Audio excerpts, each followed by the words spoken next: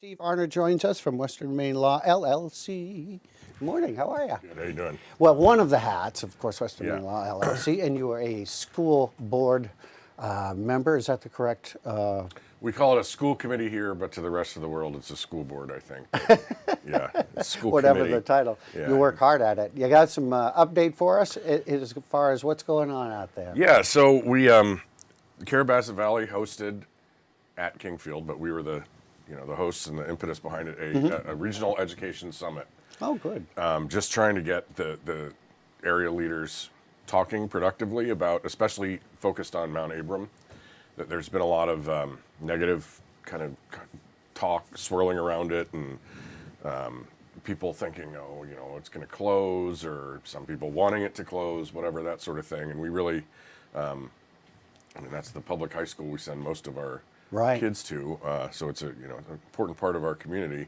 And why is it, for those, just to contextualize it? So it's just, my understanding is that the threats that have been facing it are just really monetary in nature. That it's, the upkeep of the building, and for some parts declining populations, other parts they're getting more. Right. The property tax, or the property values going up, decreases the amount of help that the area gets from the state for funding these things.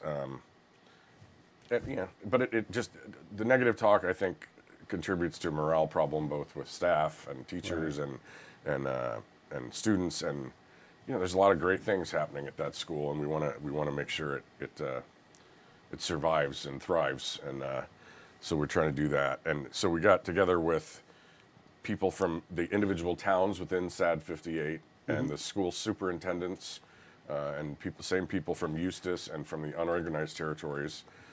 Which is a little different. The unorganized territories, which you may know, but they're areas around the state that don't have a local government, basically, where they just have decided, no, we're not going to be a town, or we're not going to do any of that stuff. And so there's no town to collect taxes or be responsible for the education of the kids. So the state is really responsible for those people, and they just can send them to whatever school. I understand when there's really no alternative, they can build a school, but they try and avoid that. But right. In any event, getting all those people together into a room and talking, and it was a lot of positive energy. It was really it was fruitful. Really, all we hoped to accomplish was starting that dialogue, so it wasn't town against town, and just kind of a recognition that, hey, we're all in this boat together. Let's talk about what we can do to make the school system as let's carry the load together, as good as it can be. Yeah, right. So we're going to meet again. We haven't actually proposed the date yet, but I think we're going to do it next month. And then we're going to circle back. We've been doing some meetings with the public as well. We're going to circle back and figure out how to incorporate them into this process with the bigger group, or move it forward on its own, but we'll continue to have public discussions. Pretty unique situation when you have unsettled townships or townships in general, which are controlled by the state, and so the interface of that must be challenging. Well, they really kind of stay out of it in large measure, and let the localities that do have the schools really run the show.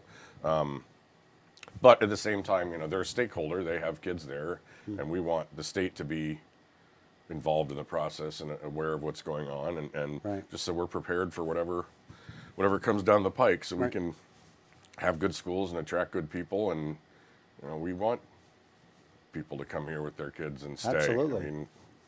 And you need the schools for that. Welcome, and we want to have good schools for you. So you said you have another meeting that will be announced, and perhaps you could, is there any information or place they can go now to get more information? We do have a Facebook page for the school committee, the Carabasset Valley School Committee. Yeah. And then there's the website. The town website will always have notices about our meetings and minutes and our policies and that sort of thing.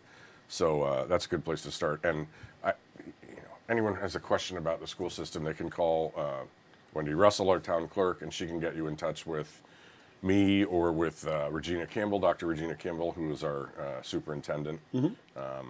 Well, yeah, the website is there, but we're also available to answer questions or whatever.